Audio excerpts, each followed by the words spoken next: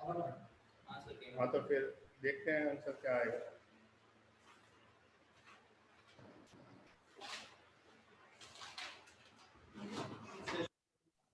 Good evening sir.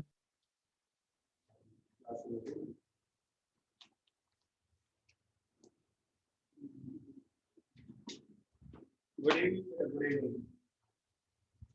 Good evening.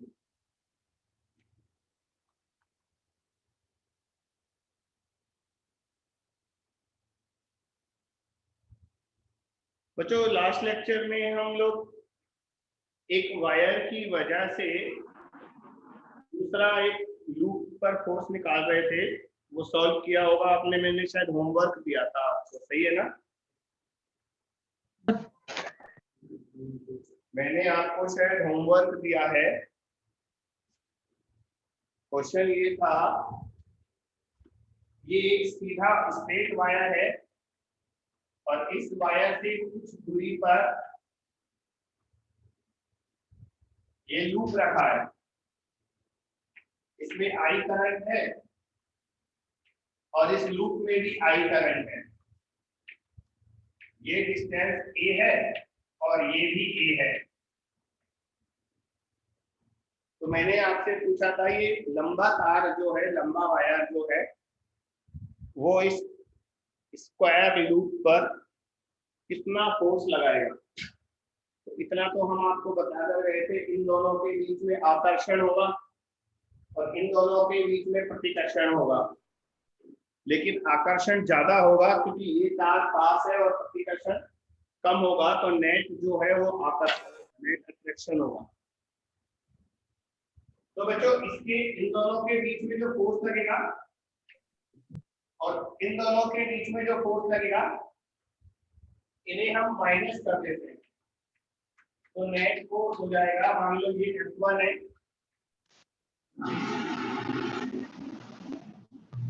तो net force हो जाएगा F1 माइनस F2। F1 जो होगा वो होगा BIL। अब बच्चों बी तो इस वायर का लेना है ना, इस लंबे वाले वायर का बी इस वायर के पास में कितना आएगा, mu not I upon 2 pi D, और डी कितना है ए। बच्चों ये दूरी ए है, ये बी आ गया और आई इस वायर का लेना है, इस वायर का करंट भी आई था और इसकी लेंथ कितनी है बेटा, ये लेंथ कितनी है ए, तो बी आई एल और एल कितना आएगा ए। मुझे बताओ ये बात समझ में आई? मैंने एफ लिखा है बी आई एल, बी लंबे तार का मैग्नेटिक फील्ड लिया है, आई इस वायर का करंट लिया है और ए इसकी लेंथ ली है। मुझे बताओ ये समझ में आया या नहीं आया? Yes sir. ठीक है, इसमें से दूसरे वाले को माइनस कर देंगे बेटा। ये दूसरा वाला जो वायर है वो पहले वायर से 2a प्लस a 2a दूरी पर है, तो यहाँ पर मैग्नेटिक फील्ड आएगा mu not I 2 pi 2a, a की जगह 2a लेंगे तो ये 4 पाई a हो जाएगा, और I और L सेम है, दूसरे वायर में भी करंट I है और लेंथ इसकी भी a है, बस इसको सॉल्व कर लो बेटा। तो ये होगा mu naught I square upon 2 pi, mu naught I square upon 4 पाई, यहाँ पर भी a कट गया, यहाँ पर भी a कट गया, तो आंसर आएगा mu naught I square upon 4 पाई।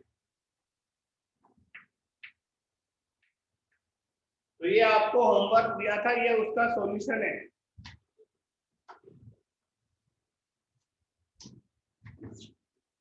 किस किस का सही है बताओ, अगर किया हो तो।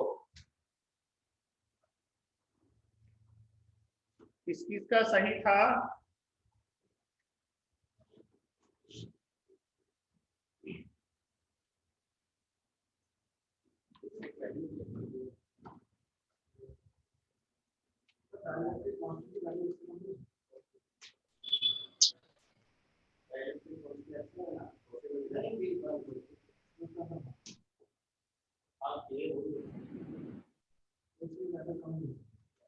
You are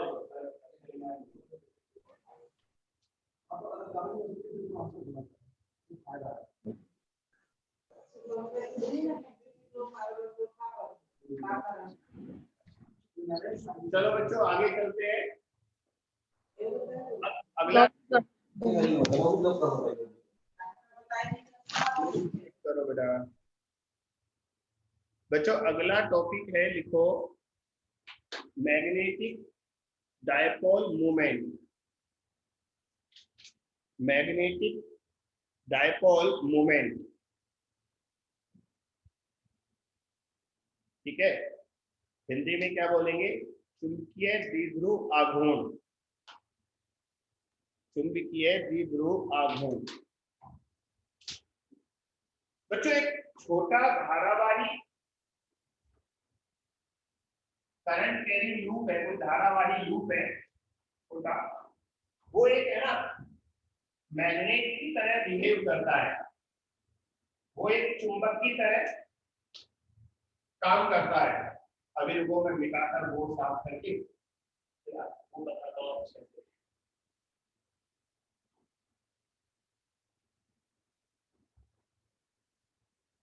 सुनिए, एक स्मॉल करंट कैरिंग लूप इस तरह का, ये देखो, ये हिस्सा अंदर है और ये हिस्सा बाहर है। इसमें करंट ऐसे जा रहा है, ऐसे, है ना। ये बाहर है, करंट बाहर से आ रहा है, अंदर से घूमकर आ रहा है, फिर बाहर आ रहा है। तो बच्चों ये एक स्मॉल करंट कैरिंग लूप है, छोटा धारावाही लूप। ये पता है धारावाही लूप जो होता है, करंट कैरिंग लूप, ये एक छड़ चुंबक की तरह बिहेव करता है, बार मैग्नेट की तरह काम करता है। बच्चों एक छड़ चुंबक में एक नॉर्थ पोल और एक साउथ पोल होता है ना, उस तरह से इसमें भी एक नॉर्थ पोल एक साउथ पोल बन जाता है। देखो ये अगर करंट ऐसे जा रहा है तो इसका मैग्नेटिक लाइंस इधर आएंगी, इसकी जो चुंबकीय बल रेखाएं हैं, इसका चुंबकीय क्षेत्र, देखो करंट ऐसे जा रहा है ना, तो चुंबकीय क्षेत्र मैग्नेटिक फील्ड की डायरेक्शन इधर होगी, तो लाइन यहां से बाहर निकलेगी और यहां से अंदर जाएंगी। तो इधर वाला जो फेस है वो नॉर्थ पोल की तरह काम करेगा। बच्चों इधर वाला फेस नॉर्थ पोल बन जाएगा और इधर वाला फेस साउथ पोल बन जाएगा। तो एक छोटा धारावाही लूप हमेशा एक चुंबक की तरह, एक बार मैग्नेट की तरह बिहेव करता है, जिसका एक सरफेस नॉर्थ बन जाता है और दूसरा साउथ बन जाता है। ठीक है ना? ठीक है। तो बच्चों जैसे एक स्मॉल मैग्नेट का डायपोल मोमेंट होता है, उसी तरह एक करंट कैरिंग लूप का डायपोल मोमेंट होता है। डायपोल मोमेंट को हम m से दिखाते हैं, इससे m, और ये इसका फार्मूला होता है NIA। देखो एक करंट कैरिंग लूप का मैग्नेटिक डायपोल मोमेंट जो होता है, एक धारावाही लूप का चुंबकीय द्विध्रुव आघूर्ण, वो होता है NIA। बच्चों यहाँ पर n क्या है?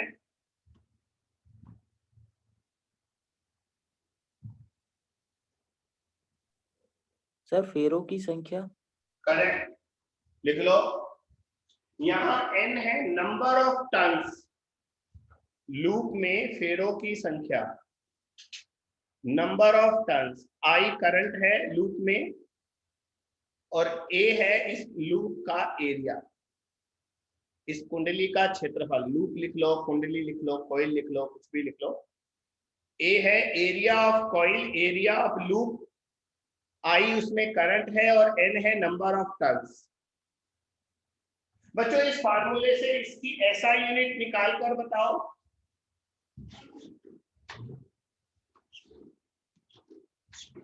SI यूनिट फार्मूला देखो और बताओ SI यूनिट क्या होगा।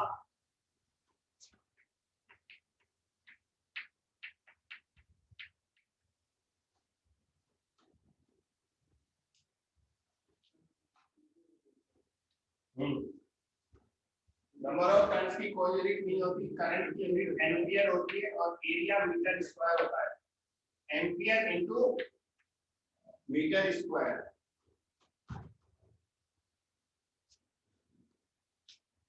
बच्चों कल के टेस्ट का रिजल्ट बहुत गंदा आया, 500 नंबर से ऊपर। बस एक बच्चे का एक्स्ट्रा ऑर्डिनरी है, आकाश का रिजल्ट, बाकी का तो खास अच्छा नहीं है। 600 के ऊपर एक बच्चा है, 500 से 600 के बीच में सिर्फ 3 बच्चे हैं और बाकी सब 500 से कम है।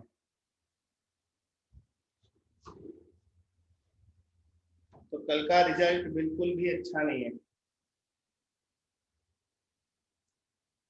मस्ती ज्यादा चल रही है आजकल, ग्रुप पर चैटिंग, क्लास में चैटिंग, पढ़ाई नहीं, वो चल रहा है। चलो लिखो आगे।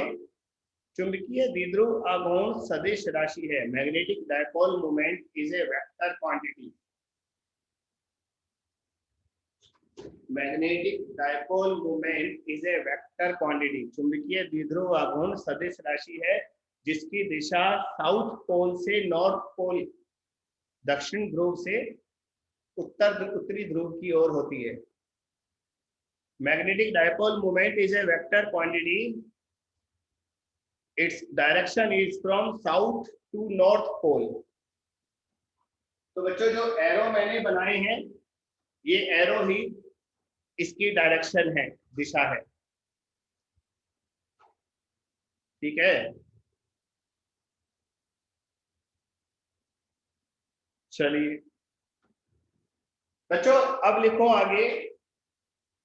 अच्छा रुको, पहले इस पर हम क्वेश्चन पूछ ले आपसे।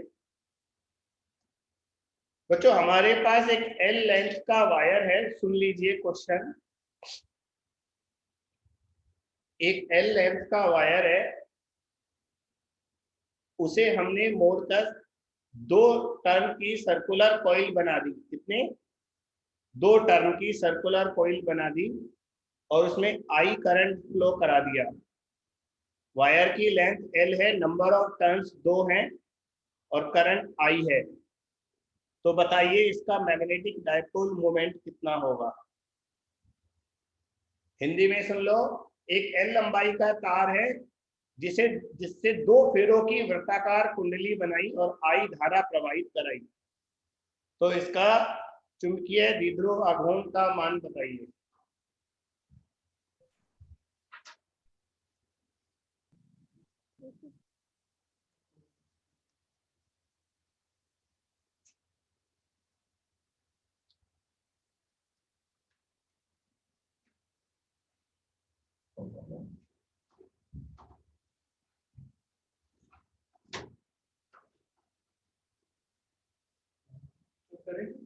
आई करंट है, एल लेंथ है, 2 टर्न।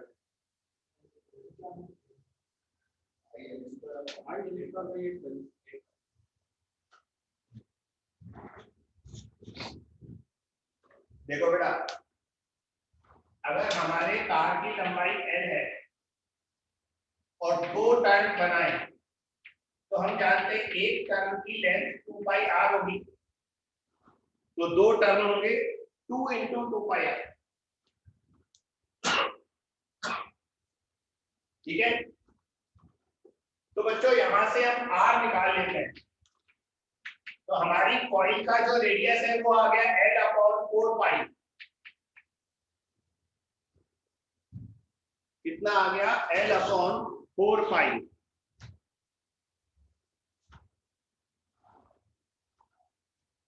ठीक है,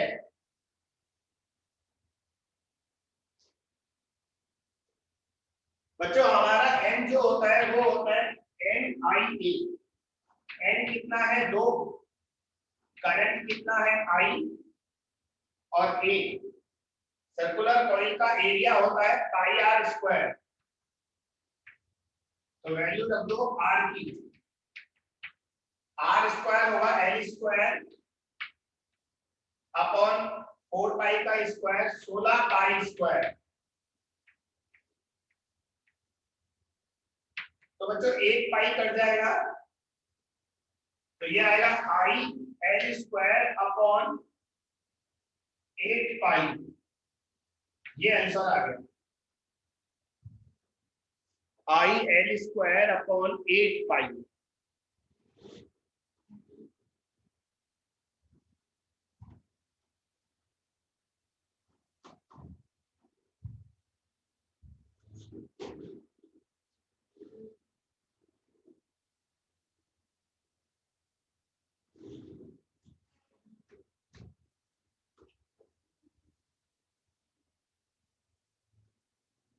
जतेंद्र नीचे 8 r लिख दिया, r नहीं पाई आएगा। सर वो करेक्शन किया ना। अगला क्वेश्चन, तो इस तरह की सर्कुलर कॉइल है,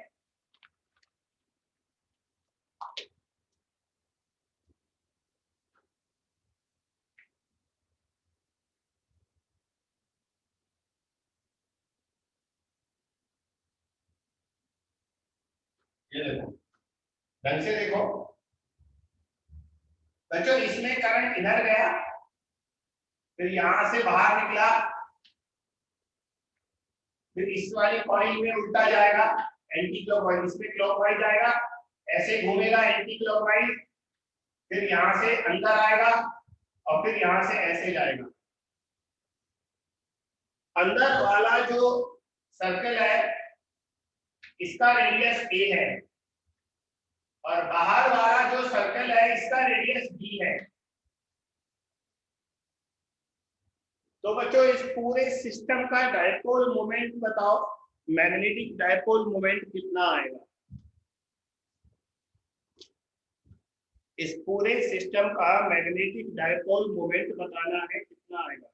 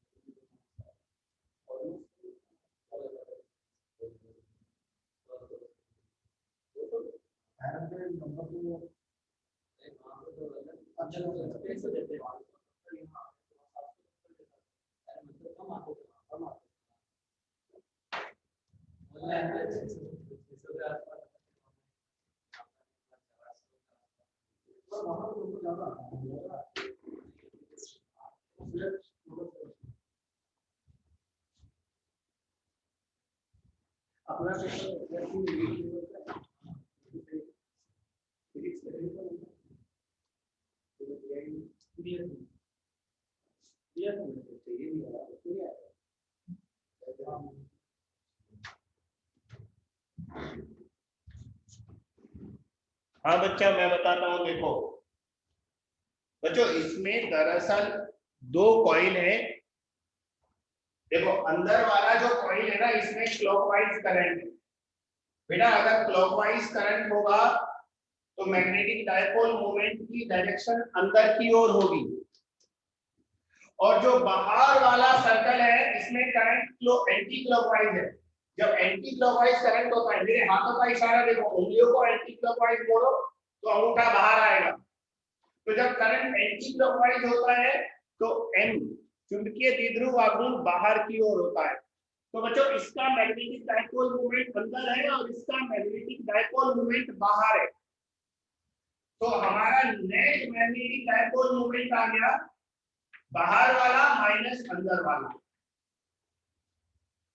बाहर बड़े सर्किल का जो है वो M1 माना है बच्चों, M होता है NIA।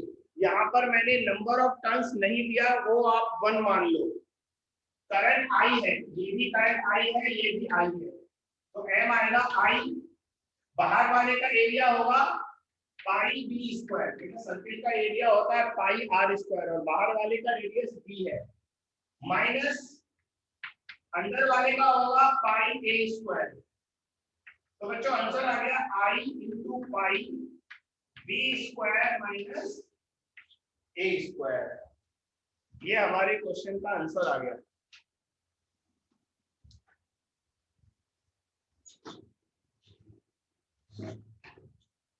तो इसमें दो सर्कुलर कॉइल थी बेटा, एक का मैग्नेटिक मूवमेंट अंदर था, दूसरे का बाहर था, इसलिए नेट मैग्नेटिक मोमेंट के लिए दोनों को हमने माइनस कर दिया क्योंकि दोनों वेक्टर अपोजिट है।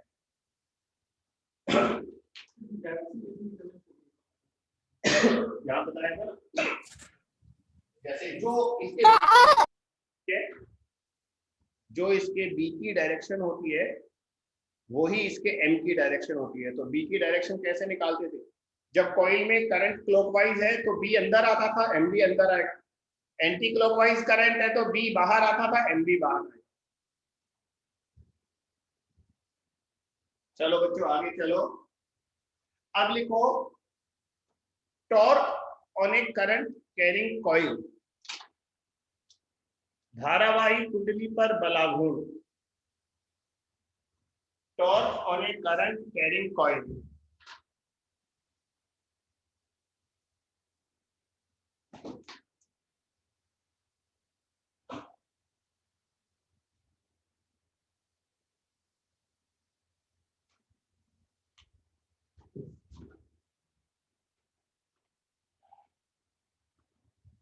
बच्चों आप इलेक्ट्रोस्टैटिक्स याद करो, स्थिर विद्युत वाले चैप्टर में हमने पढ़ा था, जब हम एक द्विध्रुव आघूर्ण को, इलेक्ट्रिक डायपोल को, विद्युत द्विध्रुव को किसी इलेक्ट्रिक फील्ड में रखते थे तो उस पर एक बलाघूर्ण लगता था।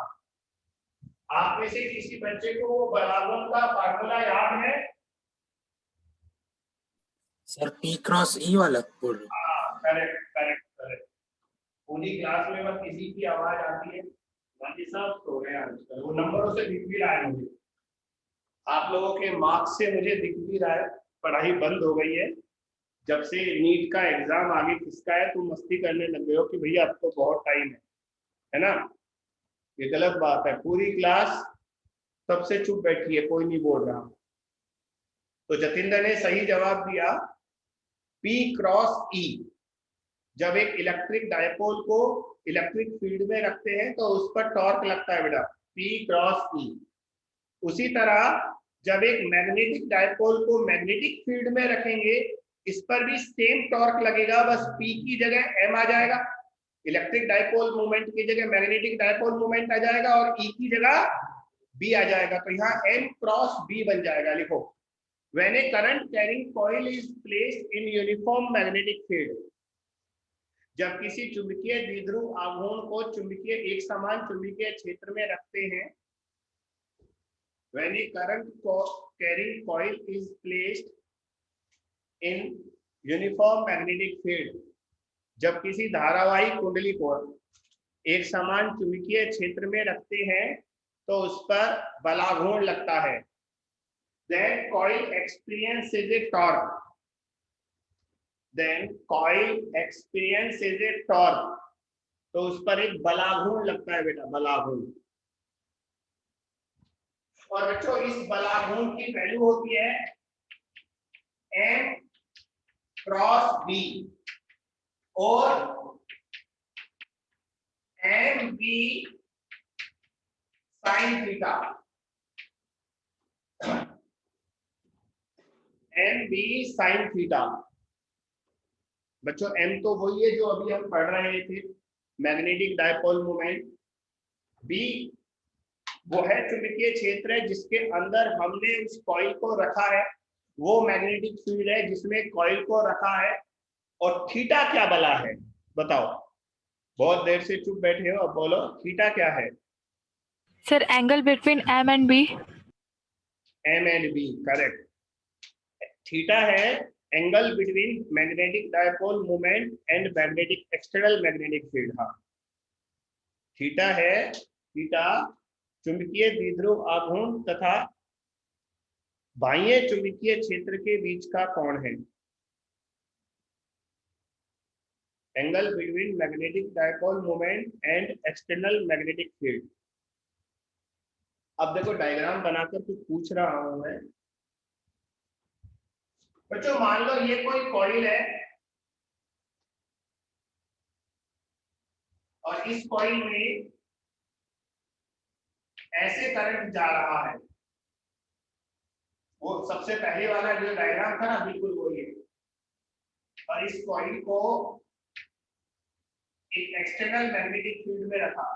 बच्चों इस डायग्राम को देखकर बताओ थीटा कितना आएगा इसमें।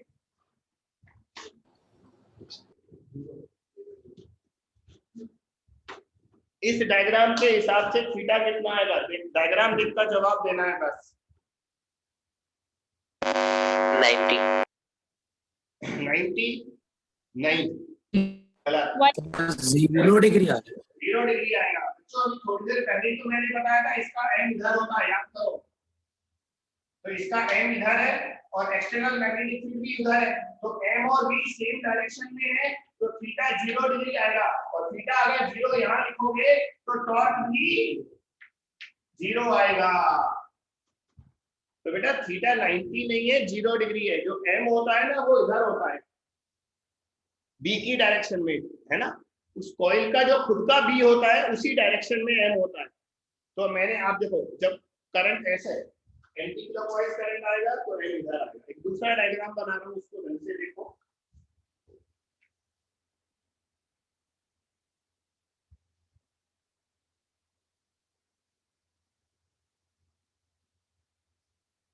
हाँ, इसमें करंट ऐसे जा रहा है और मैग्नेटिक फील्ड उसी डायरेक्शन में यहाँ पहले था।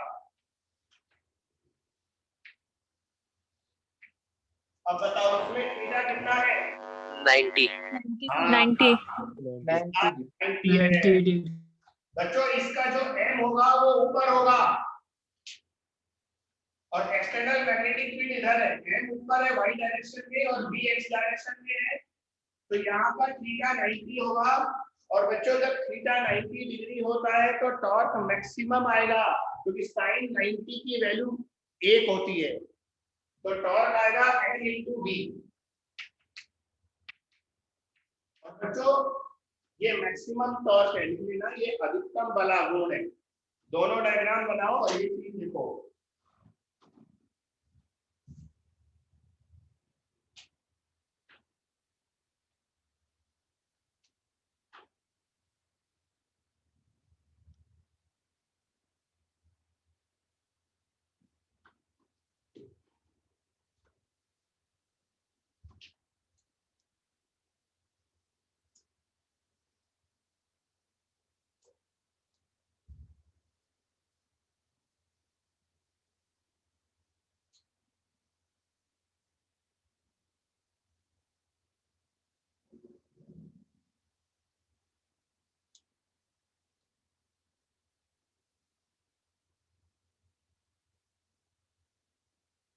Done sir.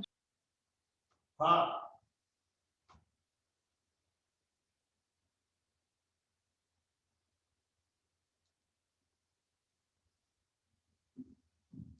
अच्छा एक बात बताओ, अगर मैं आपसे ये कहता हूं एक कुंडली है, एक कॉइल है जो मैग्नेटिक, जिसका सरफेस मैग्नेटिक फील्ड के साथ 30 डिग्री का एंगल बना रहा है। एक कॉइल है, उस कॉइल का जो सरफेस है, प्लेन है, वो मैग्नेटिक फील्ड के साथ 30 डिग्री का एंगल बना रहा है, 30 डिग्री का। तो थीटा बताना कितना होगा?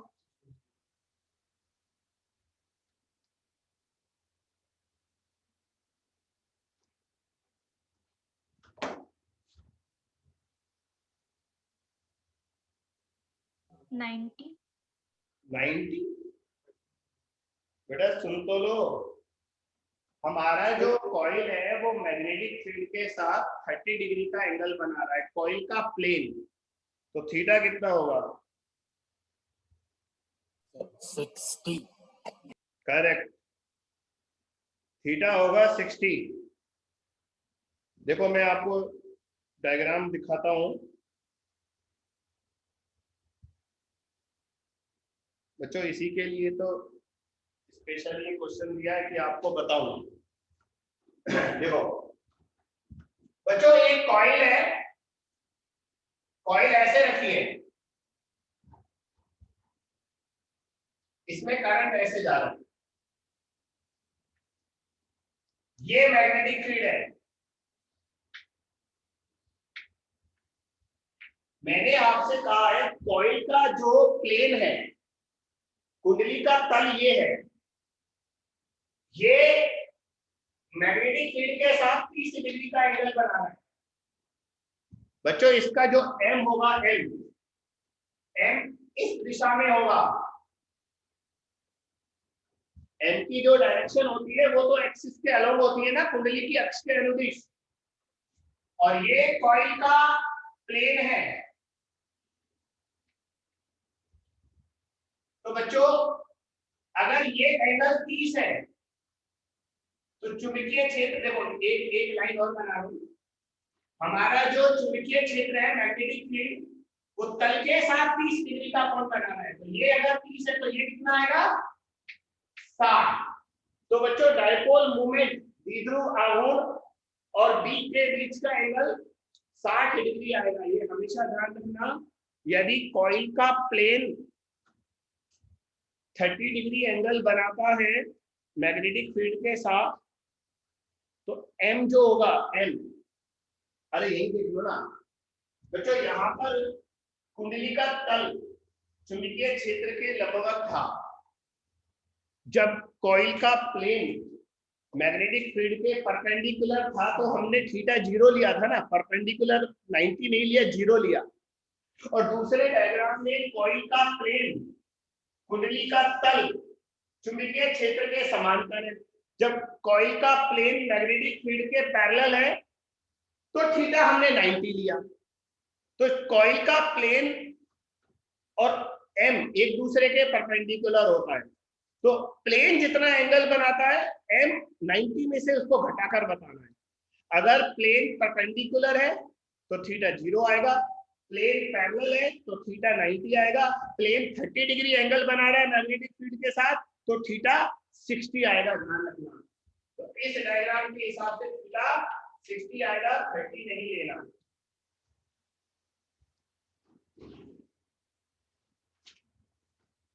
बच्चों हमारा जो थीटा था वो चुंबकीय द्विध्रुव आघूर्ण के साथ बी का कोण था, कुंडली के तल के साथ बी का कोण नहीं था, ये ध्यान रखो।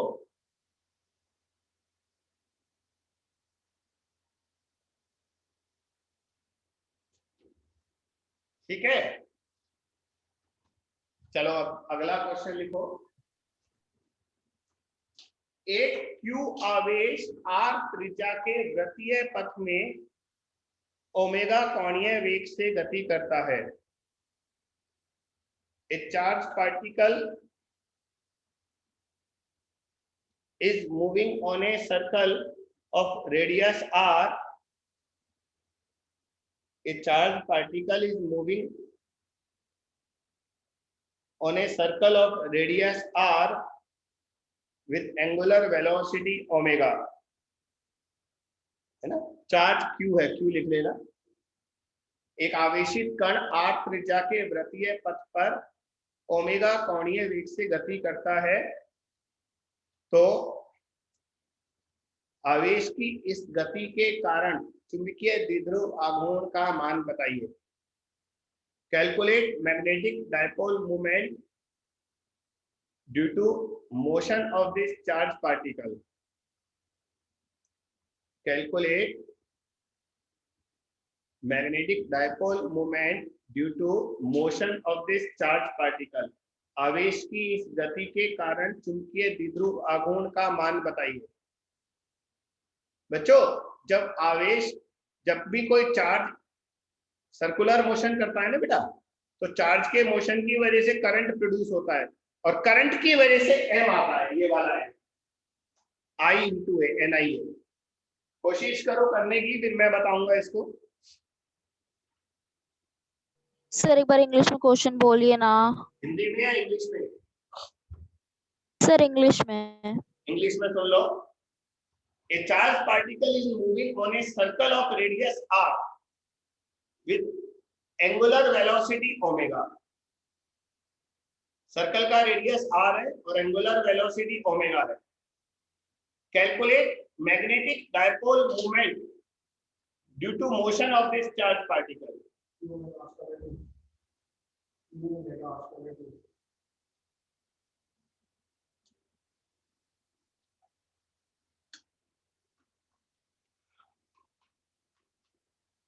Calculate magnetic dipole moment due to motion of this charged particle.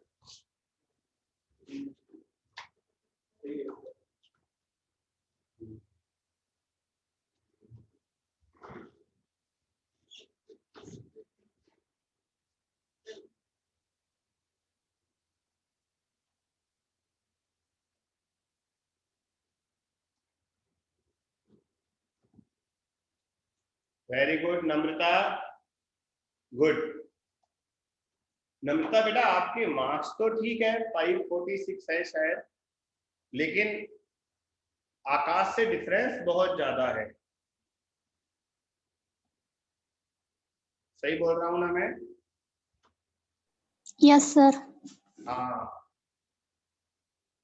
तो वैसे अच्छे मार्क्स है, गुड। 546 दो बच्चों के हैं एक साथ, एक हिंदी मीडियम का है, एक इंग्लिश मीडियम का है शायद। अच्छे हैं, चलो कुछ बच्चे अच्छे कर रहे हैं, लेकिन बाकी बच्चों के मार्क्स बहुत कम आए हैं। पिछले वाले टेस्ट में तो क्या काफी ज्यादा बच्चों के मार्क्स अच्छे थे, इस बार अच्छे मार्क्स बहुत कम बच्चों के हैं। भाविया आपका आंसर भी सही है, Q omega R square by 2 correct है बेटा।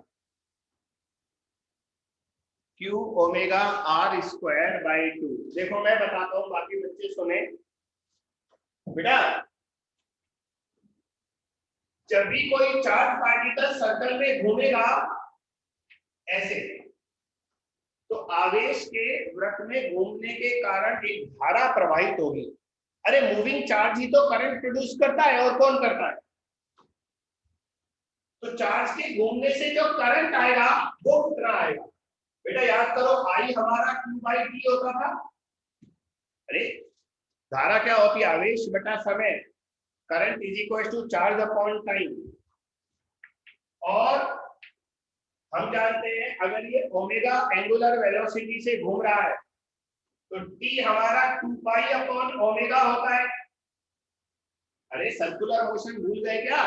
टाइम पीरियड और एंगुलर वेलोसिटी का रिलेशन होता था, T is equal to 2 pi upon omega. तो बच्चों ओमेगा को ऊपर ले जाओ तो हमारा करंट आ जाएगा क्यू ओमेगा ऊपर जाएगा डिवाइडेड बाय 2 पाई। बच्चों ये तो सिर्फ अभी करंट आया है, अब एम निकालते हैं। बच्चों एम होता है आई इंटू ए। बेटा एन आई से होता था, नंबर ऑफ टर्न्स तो यहाँ एक ही लेना पड़ेगा ना, फेरों की संख्या है ही नहीं। तो आई इंटू ए, आई तो ये वाला पुट कर दो, क्यू ओमेगा अपॉन 2 पाई। और बेटा आर सर्किल का ले लो, इस पूरे वृत्त के सर्किल का एरिया कितना आएगा? पाई आर स्क्वायर। तो बेटा पाई से पाई कट जाएगा और हमारा आंसर आएगा Q omega R square by 2। बस हो गया question. Q omega R square by 2, Q omega R square by 2।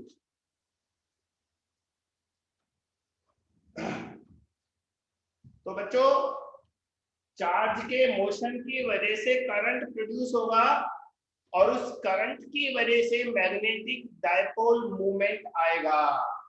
Hindi में सुन लो, आवेश की गति के कारण धारा उत्पन्न होगी और उस धारा के कारण चुंबकीय द्विध्रुव आघूर्ण आएगा।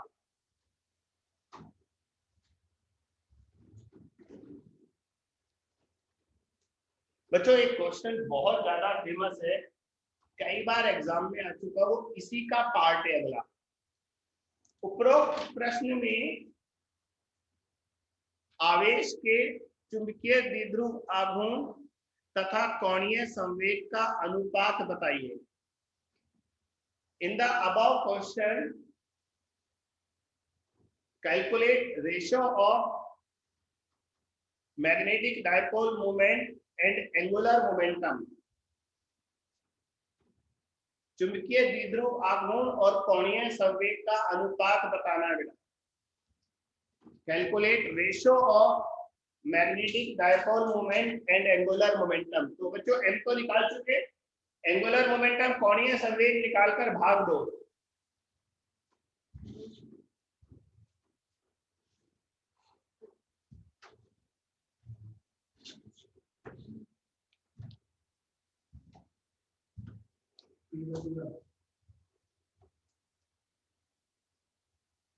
बहुत ही फेमस क्वेश्चन है ये।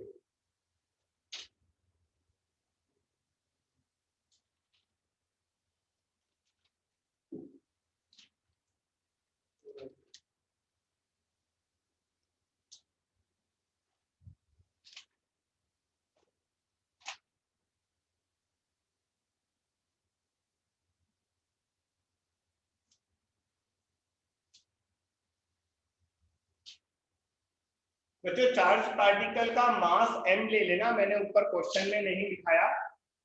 इस कण का जो द्रव्यमान है वो m ले लो, आप मास m ले लो, है।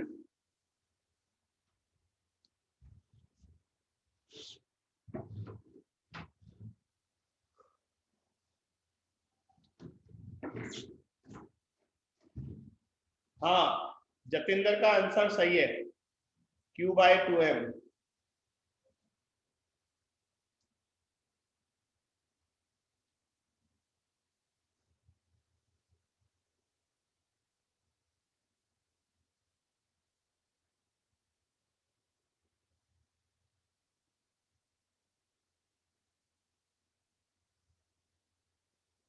टिल्लू का सही है। टिल्लू तेरे मार्क्स भी ठीक है पर 600 से कम है, कोशिश करो धीरे धीरे नंबर ऊपर जाए। भाव्या, नम्रता, राहुल सबका सही है बेटा, Q/2m। मैं निकालता हूँ अब, है ना। तनु, गरिमा सबका सही है बेटा। भाव्या, देखो बच्चों m तो हम निकाल चुके, कोणीय संवेग L निकालना है। कोणीय संवेग होता है I ओमेगा, I होता है mr² ओमेगा। तो m और L का रेशो हो जाएगा, m कितना था, Q omega r²/2, Q omega r² divided by 2 into, और L हमारा है mr² ओमेगा, mr² ओमेगा। तो ओमेगा कट गया, r² कट गया, तो आंसर आएगा Q/2m। बच्चों ये बहुत फेमस क्वेश्चन है। लिस्ट आ गई क्या टॉप 10 की बाकी की? शायद आ गई। अच्छा, वॉइस नहीं आ रही सर। सर का माइक सर ऑफ, आपका माइक ऑफ है। और तब भी बोल रहे हैं सर। कर रहा हूँ, मैं कह रहा हूँ कौन सी 10 टॉप 10 की लिस्ट पूछ रही है। नहीं सर, मैं कल वाली लिस्ट पूछ रही हूँ, आ गई क्या करके, मेरे को अपना देखना था रैंक। हाँ तो वो ग्रुप पर भेजी ना बेटा, देख लो सर ने। तनु नाम देखना पर भेजी, मैं बताऊं, बोलो मुझसे पूछ लो क्या पूछना है, बोलो। तनु में। देखो मैं बताता हूँ, रुको अभी।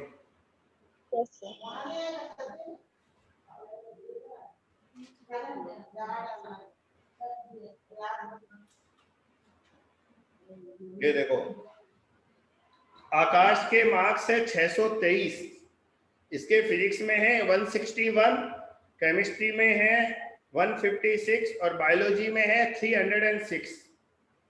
300 के ऊपर केवल 2 बच्चों के नंबर है बायो में, एक तो इसके हैं और दूसरा 304 है श्रेया सिंह के। बच्चों दूसरी रैंक है टिल्लू की। टिल्लू के टोटल मार्क्स है 553, फिजिक्स में 136, बायो में 272 और केमिस्ट्री में 145। और इसके बाद तीसरे और चौथे नंबर पर बी लेखा और नम्रता के इक्वल मार्क्स है 546। लेकिन बायोलॉजी में मेरा बता दो है बेटा, क्या नाम है, बता दो ना। तनु। तनु। तनु बेटा 476 टोटल हैं आपके, फिजिक्स में 95, रैंक है बेटा आपकी 9th। अच्छा, कांग्रेचुलेशंस। कैडरी में चाहिए ना, पिछले बार 17th रैंक था ना। मार्क्स बढ़ाने खिलाएगी फिर पार्टी देगी, पहले मार्क्स बढ़ाएगी ये बेटा। मार्क्स सब इंक्रीज करो, 500 के नीचे जिनके हैं वो तो बहुत कम है बेटा, है ना। आप भी जानते हो आजकल तो 600 नंबर पर भी गवर्नमेंट कॉलेज नहीं मिलता। राजस्थान की कट ऑफ 615 नंबर गई है भैया। हाँ तो इसलिए नंबर तो बढ़ाने पड़ेंगे बेटा।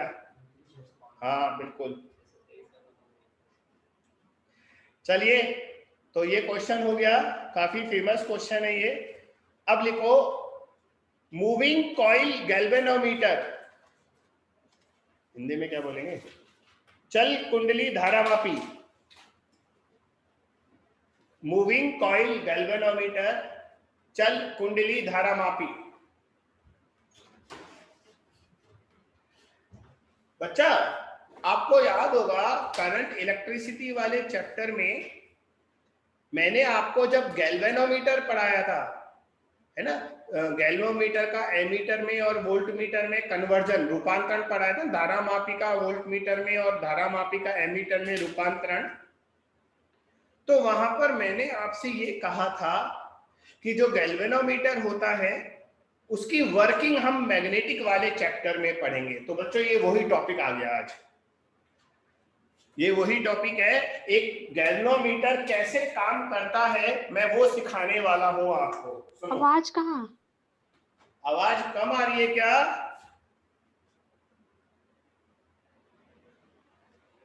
बच्चों आवाज कम आ रही है क्या?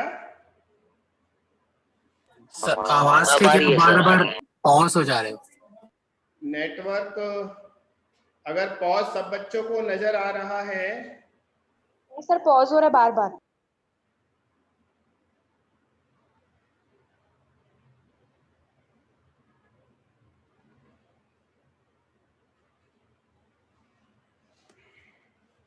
अब हो तो बताना, फिर से दोबारा नेटवर्क शिफ्ट कर दूंगा।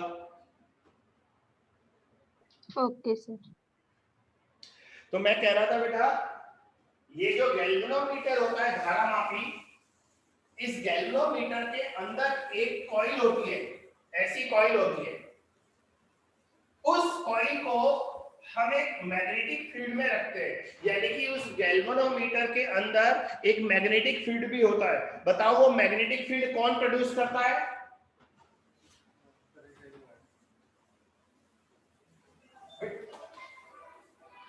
है ना, गैल्वेनोमीटर के अंदर मैग्नेटिक फील्ड कौन प्रोड्यूस करता है बताओ?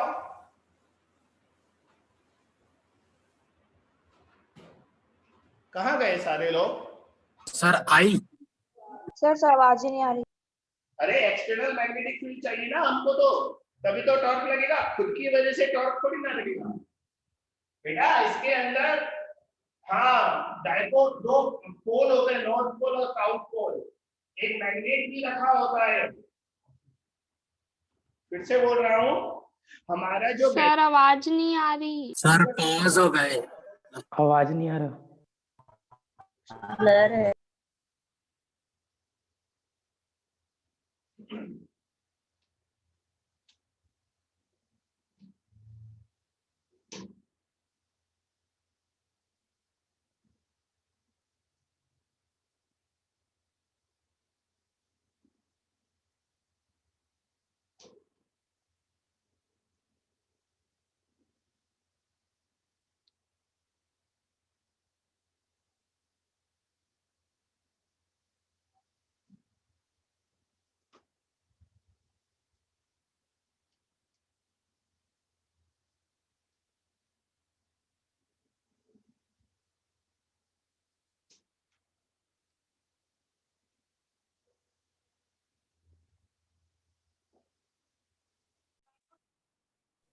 स्क्रीन नहीं गायब।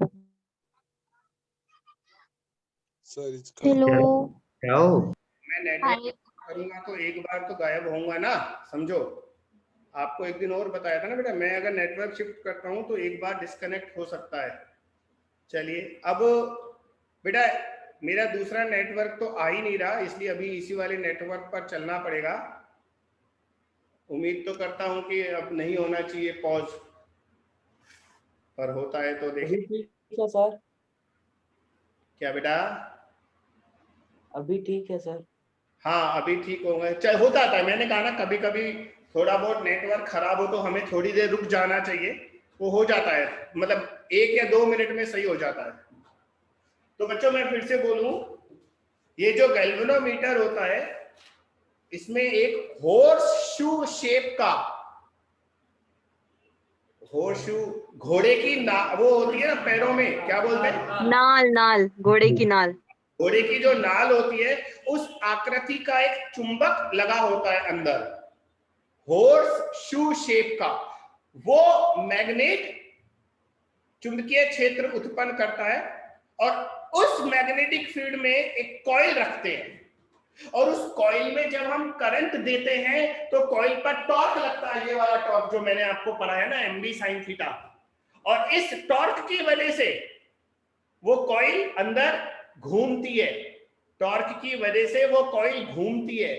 और बेटा जब वो कॉइल घूमती है तो हमें बाहर क्या डिफ्लेक्शन दिखाई देता है, वो सुई है ना, सुई तब घूमती है स्केल पर ऐसे ऐसे। एक बार फिर बता रहा हूं क्या होता है बच्चों, डायग्राम तो नहीं बना पाऊंगा मैं, डायग्राम आप इंटरनेट पर या किताबों में देख लेना क्योंकि वो तो 3D डायग्राम है। हाँ थोड़ा बहुत तो बना ही सकता हूं बच्चों। इस तरह के हॉर्स शू शेप का दो पोल होते हैं, ये नॉर्थ पोल, ये साउथ पोल, इस तरह से। इन दोनों पोल्स के बीच में, इन दोनों ध्रुवों के बीच में बच्चों एक कॉइल रखी होती है और कॉइल को भी पता है हमें है ना, इस तरह का एक नरम लोहे का, सॉफ्ट आयरन का एक सिलेंडर होता है, सिलेंडर। अभी रुको, इस तरह का सॉफ्ट आयरन का एक सिलेंडर होता है। सॉफ्ट आयरन को हिंदी में क्या बोलेंगे? नर्म लोहा। हाँ नरम सर वही बोलते हैं। नरम लोहा तो शायद नहीं बोलते हैं, मुझे थोड़ा अच्छा नहीं लग रहा, और बोलते हैं शायद कोई एक अच्छा सा नाम होता है, पर अभी तुम नरम लोहा ही मान लो। तो एक सॉफ्ट आयरन का सिलेंडर होता है बेटा, सिलेंडर अंदर है, मैंने आपको उसका अनुप्रस्थ काट दिखाया है, क्रॉस सेक्शन दिखाया है। इस सिलेंडर के ऊपर ऐसे कॉइल लिपटी हुई होती है, ये कॉइल है देखो, इस कॉइल में ऐसे करंट जाता है, फिर इस कॉइल से एक पॉइंटर लगा होता है ऐसे, और यहां पर स्केल बना हुआ होता है ऐसे। अब ये जब हम इस कॉइल में करंट देंगे तो करंट देने से टॉर्क लगेगा बलागुण, और उस बलागुण की वजह से पॉइंटर कभी इधर जाएगा, कभी इधर जाएगा, कभी इधर जाएगा, बस ये वर्किंग होता है। बहुत अच्छा डायग्राम देखना है तो आप इंटरनेट पर गैल्वेनोमीटर लिख देना, मूविंग कॉइल गैल्वेनोमीटर, बहुत सारे डायग्राम आ जाएंगे।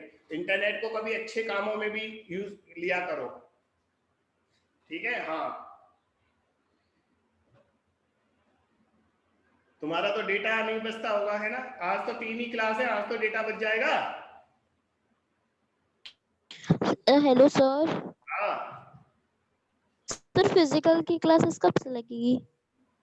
अल्लाह, सारी केमिस्ट्री पढ़ लो, बायोलॉजी और फिजिक्स बंद कर देता हूँ, इनऑर्गेनिक भी, फिजिकल भी, ऑर्गेनिक भी, नहीं सर, बस केमिस्ट्री चाहिए, फिजिक्स और नहीं सर, 4 क्लास होता था ना, इसलिए पूछ रही मैं, बेटा सुनो, क्योंकि फिजिकल का बहुत।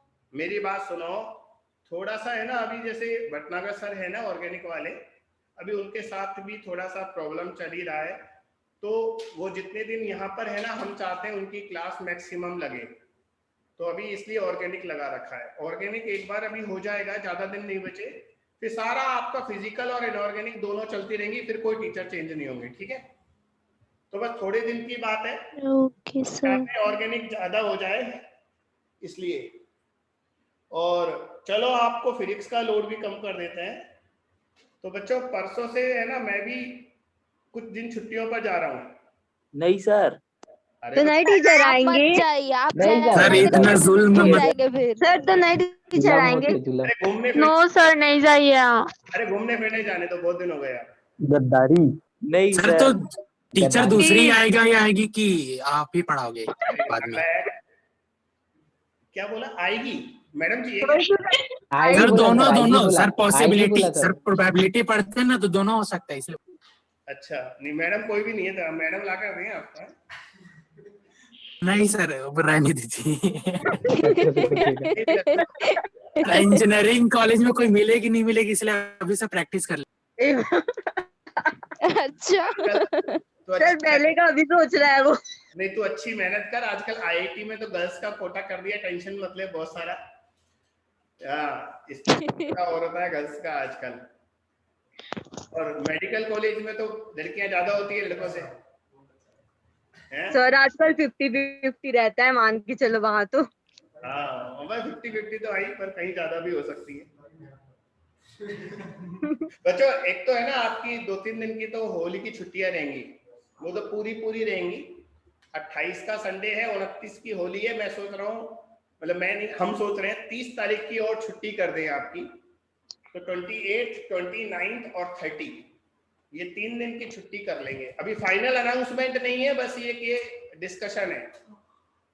तो अभी है ना, मैं आपको बेटा कल और क्लास लूंगा, फिर 24 से मैं छुट्टी पर जाऊंगा।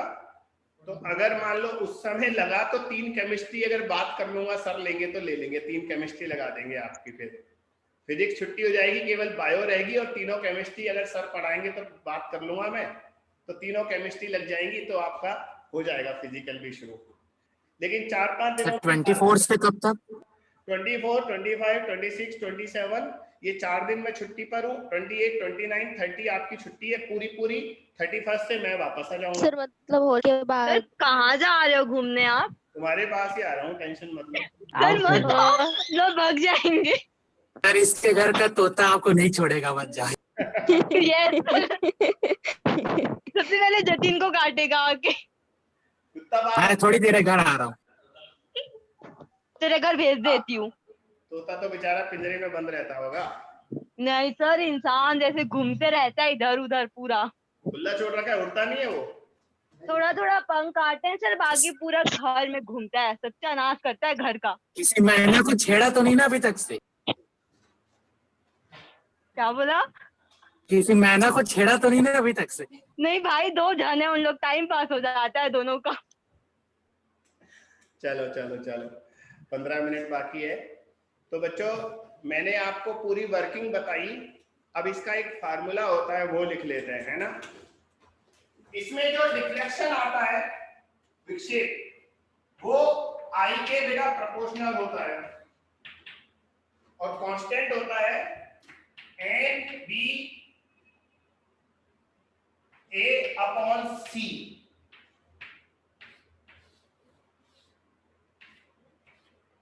अब ये थोड़ा बड़ा फार्मूला है। गैल्वेनोमीटर में जो डिफ्लेक्शन आता है, डिफ्लेक्शन वो आई के प्रोपोर्शनल होता है बेटा, और जो कांस्टेंट आता है वो काफी बड़ा कांस्टेंट है। यहाँ n क्या है, ये जो कॉइल है ना अंदर, उसमें नंबर ऑफ टर्न्स है, लिखते जाओ। n है number of turns in coil, कुंडली में फेरों की संख्या। b तो बेटा मैग्नेटिक फील्ड है, नॉर्थ और साउथ पोल का, है ना। b is magnetic field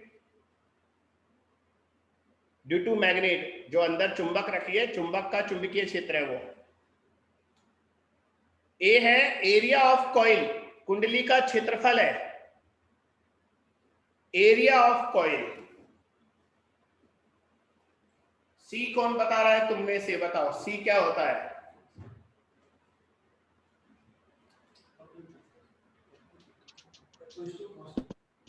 sir torsional constant तो होता है। हाँ बिल्कुल, किसका टॉर्शनल कांस्टेंट है, वेरी गुड,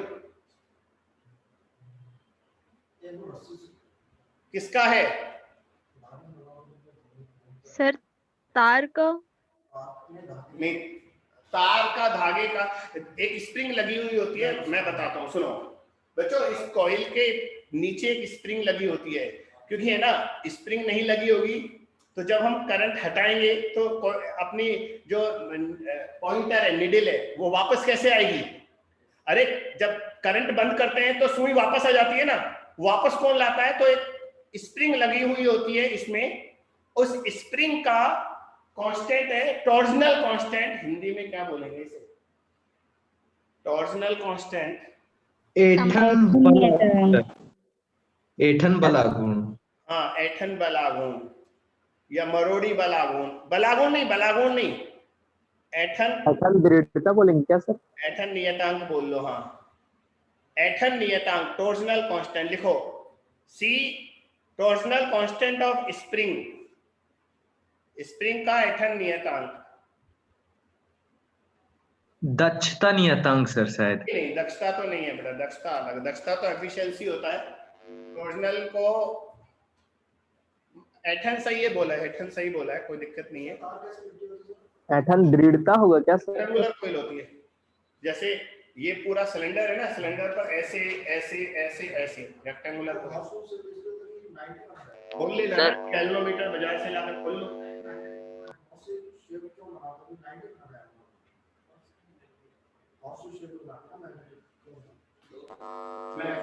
सर ए क्या बोले?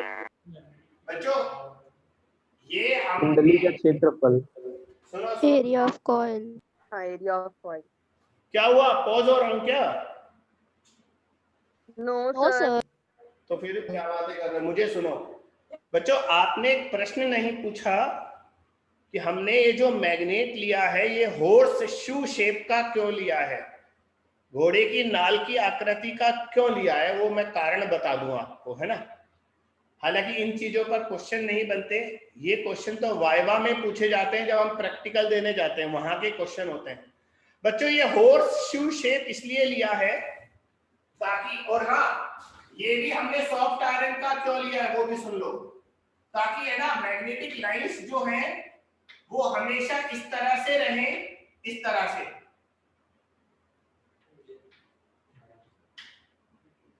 ये देखो, तो बच्चों हमारा जो हॉर्सशू शेप है ना, उसको लेने का रीजन है चुंबकीय क्षेत्र और कुंडली के बीच हमेशा वो जो साइन थीटा था ना, एमबी साइन थीटा वाला थीटा था, ये वाला थीटा नहीं, ये तो अलग थीटा है।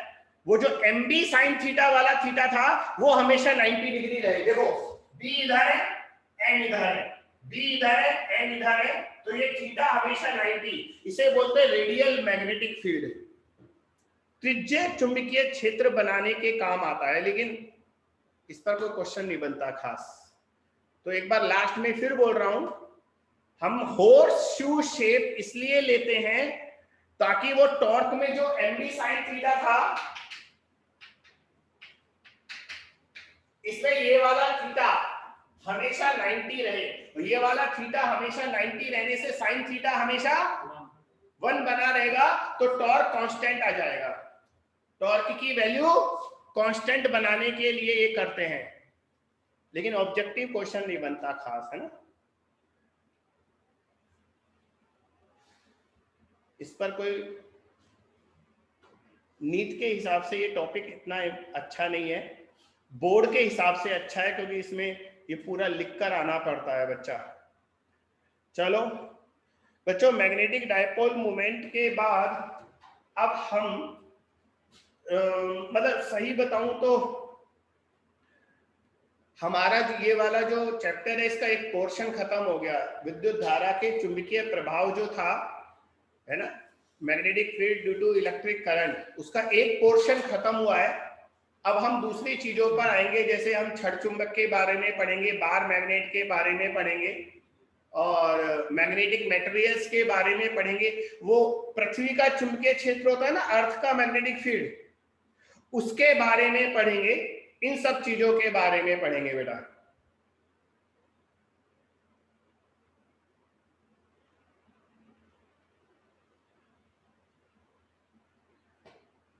तो एक काम करो, हेडिंग लिख लो बार मैग्नेट, थोड़ा बहुत बता देता हूं, 10 मिनट और बचे हैं। छड़ चुंबक, बार मैग्नेट। बच्चों मुझे आधा मिनट दो, एक बार मैं ये चेक कर लूं इसमें कुछ चीज तो नहीं बची।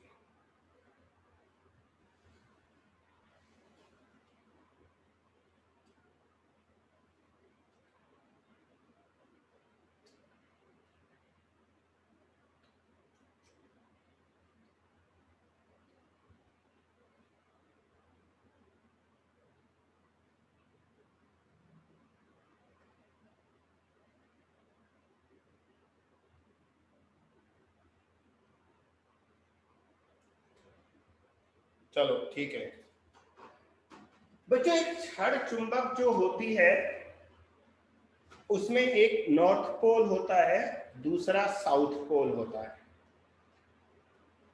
छड़ चुंबक के नॉर्थ पोल से, बार मैग्नेट के नॉर्थ पोल से हमेशा लाइंस बाहर आती हैं और साउथ पोल के अंदर एंटर करती है। बच्चों मैंने ये नहीं बोला कि नॉर्थ पोल से चुंबकीय रेखाएं उत्पन्न होती हैं, मैंने ये बोला है नॉर्थ पोल से मैग्नेटिक लाइंस बाहर आती है। इन दोनों स्टेटमेंट में अंतर है। अगर मैं ये बोलता हूं कि नॉर्थ पोल से लाइंस ओरिजिनेट होती हैं, उत्पन्न होती हैं, तो गलत हो जाएगा, क्योंकि है ना लाइन उत्पन्न नहीं होती। विद्युत बल रेखाएं, इलेक्ट्रिक लाइंस हमेशा पॉजिटिव चार्ज से ओरिजिनेट होती है और नेगेटिव चार्ज पर टर्मिनेट खत्म हो जाती हैं। लेकिन मैग्नेटिक लाइंस के साथ ऐसा नहीं होता। ये डायग्राम देखो बच्चों, ये बाहर मैग्नेट है,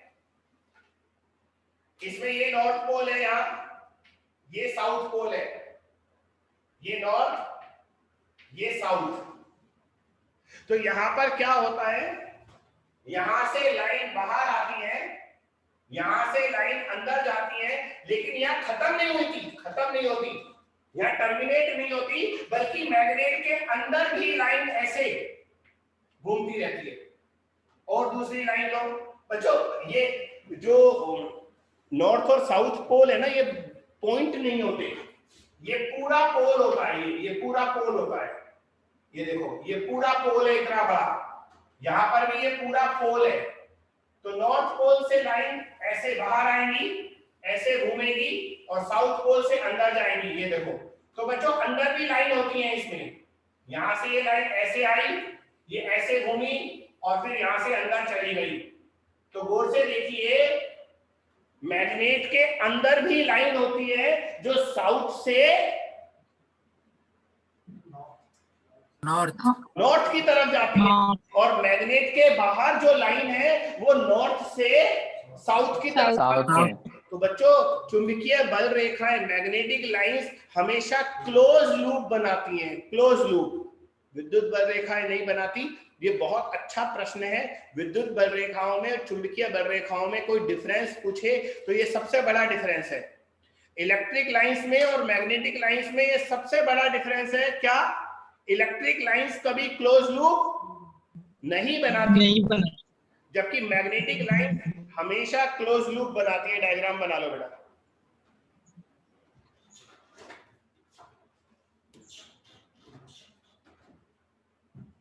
ये डायग्राम बना लो।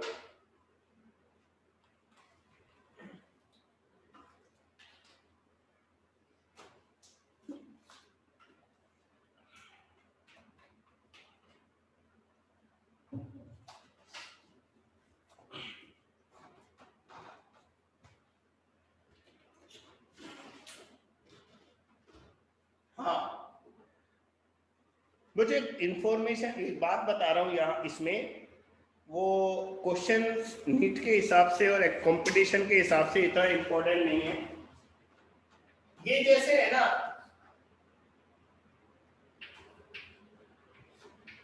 नॉर्थ पोल और साउथ पोल जो होते हैं ना, इस चुंबक के दोनों सिरों से थोड़े अंदर होते हैं। नॉर्थ पोल और साउथ पोल जो होते हैं वो मैग्नेट के दोनों एंड पर नहीं होते, बल्कि थोड़े अंदर होते हैं। यानी कि नॉर्थ पोल और साउथ पोल के बीच का जो डिस्टेंस है और मैग्नेट की जो ओरिजिनल लेंथ है, तो मैग्नेट की ओरिजिनल लेंथ थोड़ी सी ज्यादा होती है मैग्नेटिक लेंथ से। Lm क्या है? मैग्नेटिक लेंथ, चुंबकीय लंबाई। नॉर्थ पोल और साउथ पोल के बीच की जो दूरी है, डिस्टेंस है, वो मैग्नेटिक लेंथ कहलाती है। और जो बाहर की लेंथ है जो हम नापते हैं वो ज्योमेट्रिक लेंथ कहलाती है। क्या बोलते हैं उसे? Geometric length. हाँ, ज्यामितीय लंबाई। तो बच्चों मैंने किसी बुक में पढ़ा था, मैग्नेटिक लेंथ और ज्योमेट्रिक लेंथ का जो रेशियो होता है वो 0.86 के आसपास होता है। लेकिन ये बहुत इंपॉर्टेंट नहीं है, इसलिए टेंशन मत लेना। मैं एक बार पूरा रिपीट कर रहा हूं बच्चा। जो छड़ चुंबक होती है उसके दोनों ध्रुव थोड़े अंदर होते हैं, दोनों सिरों पर नहीं होते। दोनों ध्रुवों के बीच की दूरी है ना, चुंबकीय लंबाई कहलाती है। और चुंबकीय लंबाई और उस छड़ चुंबक की वास्तविक लंबाई का अनुपात 0.86 के आसपास होता है बेटा, समझ गए? Yes sir. हाँ, और एक ये वाली लाइन लिख लेना, चुंबकीय बल रेखाएं हमेशा बंद वक्र बनाती हैं। Magnetic lines always form close loop, हमेशा बंद वक्र बनाती हैं।